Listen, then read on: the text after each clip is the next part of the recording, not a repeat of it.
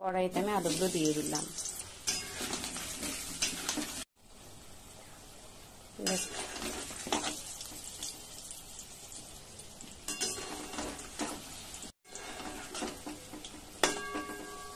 দেখুন আলুটা আমার কিন্তু পুরো লাল লাল করে ভাজা হয়ে গেছে।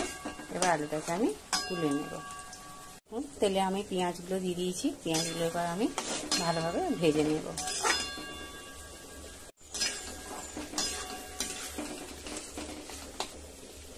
পেঁয়াজগুলো আমার ভাজা হয়ে গেছে। এবার আমি পেঁয়াজগুলোকে তুলে নেব।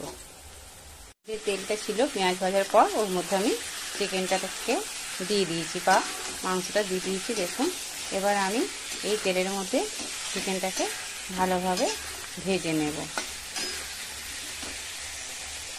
চিকেনটা আমি লাল লাল করে ভেজে নেব।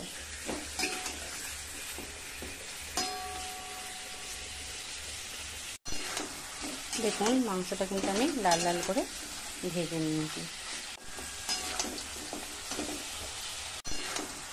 দেখুন মাংসটা কিন্তু আমি লাল লাল করে ভেজে নিয়েছি। এবার আমি মাংসের মধ্যে রসুন দিয়ে দেবো। আমি দিয়ে দিলাম। আমি মাংসের সাথে ভালোভাবে ভেজে নেব।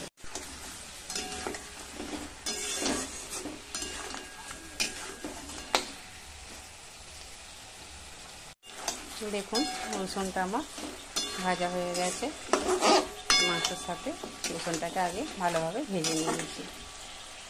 এবার আমি আদা বাটা দিয়ে দিলাম, লঙ্কা গুঁড়ো দিয়ে দিলাম, হলুদ গুঁড়ো দিয়ে দিলাম, যে ভেজে রেখেছিলাম দিয়ে দিলাম।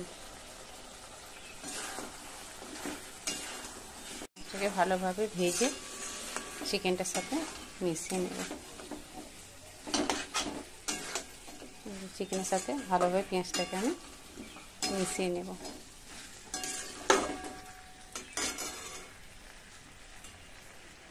এটাকে কিন্তু আমি ভালোভাবে কষে নেব। মাংসটা আমার কষা হয়ে গেছে। এবার মাংসটার মধ্যে আমি জল অ্যাড করব। আমি জলটা অ্যাড করে দিয়েছি, লবণটা অ্যাড করে দিলাম। মাংসটা আমার কিন্তু সিদ্ধ হয়ে গেছে। এবার আমি যে আলুগুলোকে ভেজে রেখেছিলাম মাংসের মধ্যে দিয়ে দেব।